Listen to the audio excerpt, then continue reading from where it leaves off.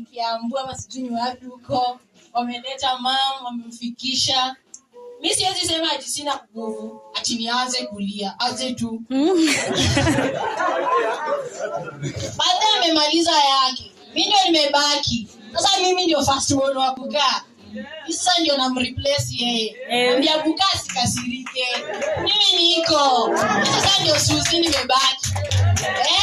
Hakuna kukasirika hapo. Hata naambia bro, acha kulia. Yeye ashamaliza yake. Nitie nguvu, be strong. Nipe nguvu. Mimi nilia jana ikaisha. Kutoke. Sawa bro. Mimi ananifuata. Alafu huyu ni last born wetu. Mimi ndio first born. Tulimpenda mama. I wish I could have told him how I love her. But it's unfortunate. Sikumwambia, lakini ni kama Mungu alipanga asikie kama amekufa ni sawa. Kama ukapo tunakupenda lakini uende salama usiturudie sisi. Mambo yako yameisha hapa. Sisi tumebaki na kukaa na shosho, huyo ndio dad ndio mama. Though hatujalelewa na yeye, hatujalelewa na dad. Tumelelewa na shosho na Buka, tumelelewa na Buka Malava, tumelelewa na shosho Agnes. Tumelelewa na watu wengi, kuna Madam Salome, kuna Madam Mary, kuna Madam Grace. Au wote tunasoma.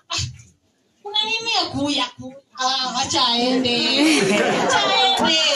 Pia pastor tuko na yeye hapa.